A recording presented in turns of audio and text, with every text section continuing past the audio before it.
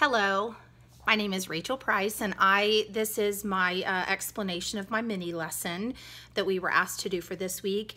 And I want to start out by saying I love all subjects. I'm willing to teach any subject, but I definitely have a passion for reading.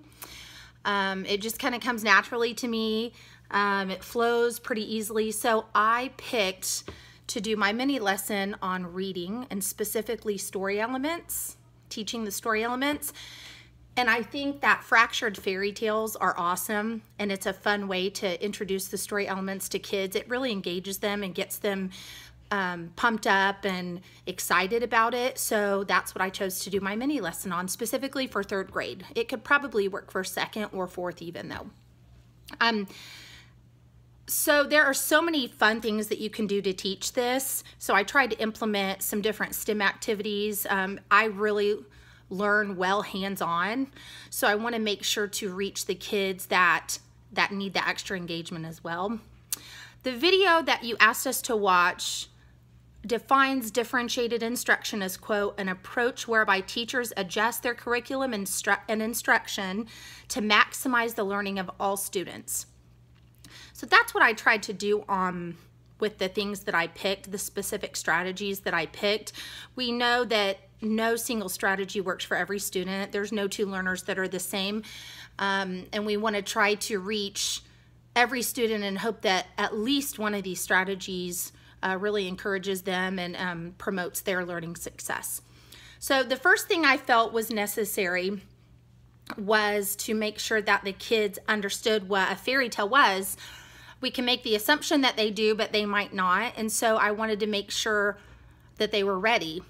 The video also talked about readiness and making sure that kiddos are prepared and ready to learn what you're about to teach them, making sure that they have that prior knowledge. So I wanted to make sure that, or I would want to make sure that they understood the basic concept of fairy tales before I introduced fractured fairy tales to them, and then the story elements. So what I did was I would want to make sure that they understood that, and I would give them the opportunity to help me fill in a KWL chart on the whiteboard. And so I would ask them questions about what they thought a fairy tale was and maybe have them give me some examples. And after making sure that they understood that, I would move on to the fractured fairy tale part. And then that would be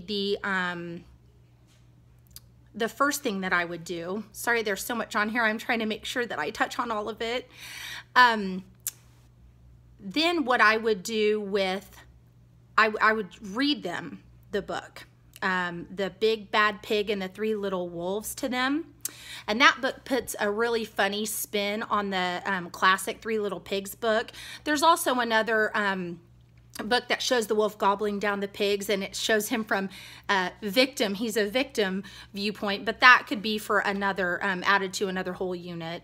So anyway, I would allow them to compare the characters in whole group with me on the board to show them the different elements, story elements, such as character, plot, theme, etc.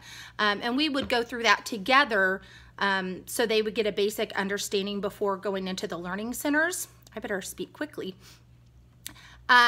Then for I picked the learning centers for the 2nd strategy. I believe that they just provide you with a chance to touch on different learners in different ways, and it allows them to be a little bit more independent in their learning. They can also be working in groups of 2, collaborate together, and they just seem to achieve more sometimes. And then I picked the Venn diagram. I just feel like it's an awesome way, and it shows students how different stories are. And they'll have 3 basic fairy tales, and then the fractured fairy tales that go along with them, and they would compare them, compare the story elements. And then writing your own tale, that's just such a creative way, and it definitely makes them have to put the story elements in there. I'm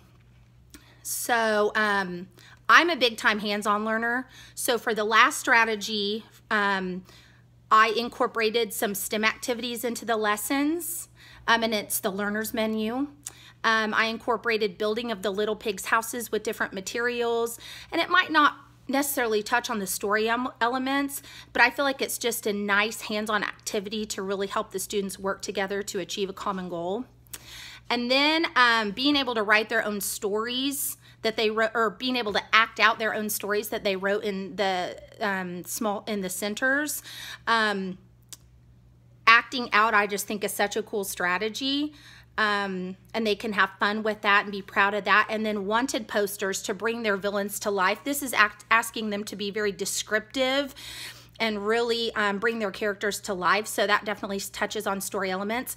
And I'm going to add just a little thing to the end. I would have loved to also have included the think-tac-toe or the tic-tac-toe.